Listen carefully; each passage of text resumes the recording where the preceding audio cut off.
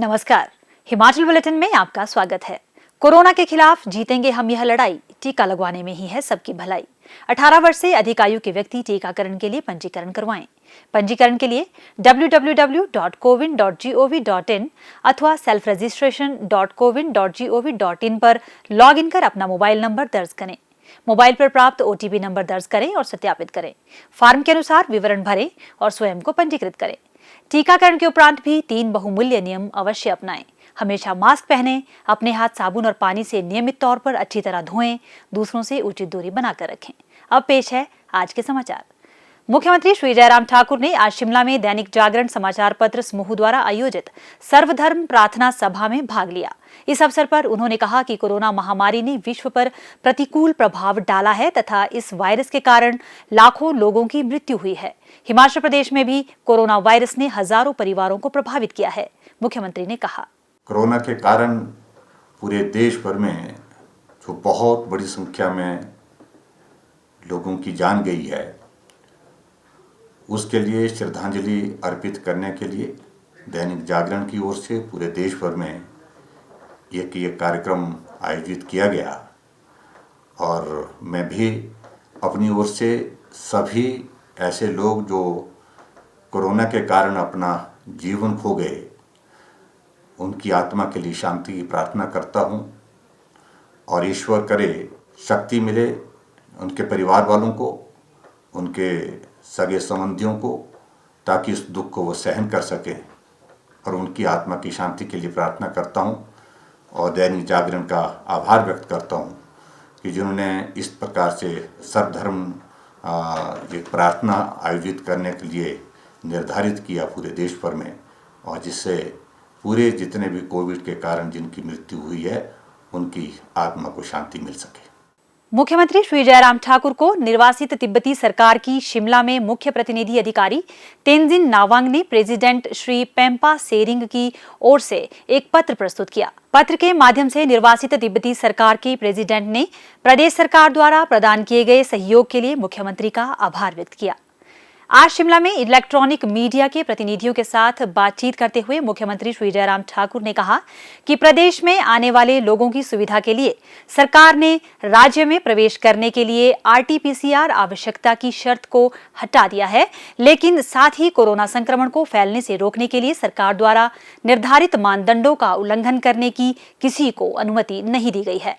श्री जयराम ठाकुर ने कहा कि पूरे देश में अंतर्राज्यीय आवाजाही की अनुमति दी गई है और हिमाचल प्रदेश ने यह भी निर्णय लिया कि राज्य में आने वाले लोगों की सुविधा के लिए कोविड ई पास सॉफ्टवेयर में पंजीकरण के माध्यम से निगरानी की जाएगी। उन्होंने कहा कि राज्य में प्रवेश करने के इच्छुक सभी व्यक्तियों को अब इस ऑनलाइन सॉफ्टवेयर में अपना विवरण दर्ज करना आवश्यक है और उनके आगमन का विवरण सभी संबंधित हितधारकों के साथ साझा किया जा रहा है। मुख्यमंत्री ने कहा, काफ़ी लंबे अरसे के बाद जो रिलैक्सेशंस दी हैं, उसके कारण लोगों को आने जाने के लिए एक सुविधा लग रही है कि अब हिमाचल में हम जा सकते हैं, घूम सकते हैं। और ये टूरिज़्म की दृष्टि से आजकल के दिन जो है ये टूरिस्ट सीज़न है हमारा, और मैंने भी इस बात को नोटिस किया, मैंने भी देखा है।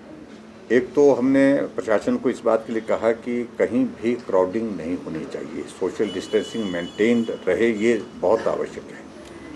दूसरी बात, जो आरटी-पीसीआर का टेस्ट किए बिना प्रदेश की सीमा में आने के लिए जो हमने अब की बार जो एक छूट दी है, वो छूट इस वजह से है कि बहुत सारे लोग हिमाचल के ही दूसरे स्टेट में आते हैं, जाते हैं, और हिमाचल जब आना जाना होता तो कठिनाई हो रही है। तो बहुत ऐसी भी हमको लग रहा था कि भी मुश्किल आ रही है लोगों को, और कई बार इमरजेंसी में आना होता है, और इमरजेंसी में आना होता तो उसमें बड़ी कठिनाई हो रही है। तो उस बात को ध्यान में रखते हैं। और दूसरी बात ये भी है कि पूरे देश में सभी स्टेट ने इंटरस्टेट मूवमेंट को अब रिस्ट्रिक्ट करना बंद कर दी, यानी कि रिस्ट्रिक्शन ख़त्म कर दी, रिस्ट्रिक्शन छोड़ दी है।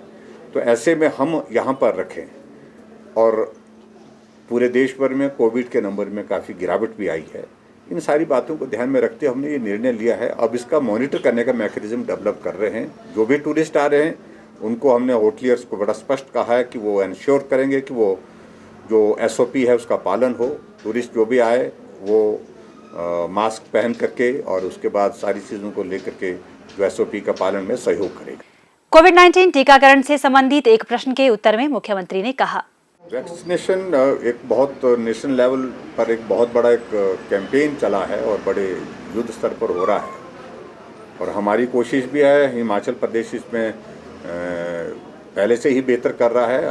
कोशिश ये है कि जल्दी हम वैक्सीनेशन के इस कार्यक्रम को पूरा करें और उसमें जो हमको अभी वैक्सीनेशन जो 18 से 44 साल के लिए जो कोटा मिल रहा था उसमें पिछली कंपैरिजन में उसमें इंक्रीज़ आई है, थोड़ा सा उसमें बढ़ोतरी दी है डोजेज़ की और उसको हम अब शुरू कर रहे हैं और मैं उम्मीद करता हूं कि ये डोजेज़ आने वाले समय में जून के महीने के बाद और भी ज़्यादा बढ़ेंगी और हम इसको और तेज़ी से वैक्सीनेशन के अभियान को आगे बढ़ाने में सफल होंगे और ख़ासतौर से 18 से 44 साल के नौजवानों के बीच में जिनको बहुत उत्साह भी है और वो उत्साहित होकर के वैक्सीन के लिए आ रही हैं।